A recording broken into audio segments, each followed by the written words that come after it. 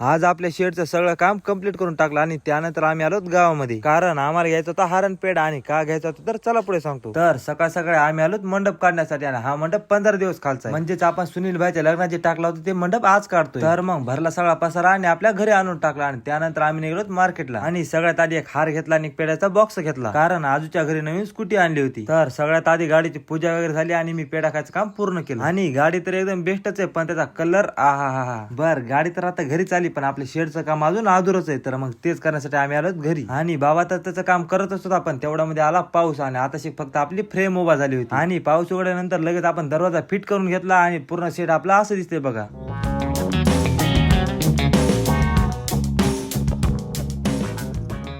तर मंडळी आपले शेड तर एकदम ओके मध्ये झाले, पण लगेच आम्हाला लाईट फिटिंग करून घ्यायची होती. तर मग आजूभाई लागले फॅन जोडायला आणि मी लगेच वायरिंग करून घेत होतो. आणि आम्ही दोघांनाच घरच्या घरी अशा प्रकारची फिटिंग केली बघा. आणि लगेचच आपल्या देवाचे फोटोही लावून टाकले. आणि काम करता करता माझ्या अंगाची हालत काय अशी झाली होती. तर मग आंघोळ करून आम्ही आलो बाप्पाला घेण्यासाठी. आणि आमच्या घरचा गणपती आणि त्याचं डेकोरेशन तुम्हाला उद्याच्या व्हिडिओ मध्ये बघायला भेटेल. त्यासाठी आपल्या पेजला फॉलो करून ठेवा.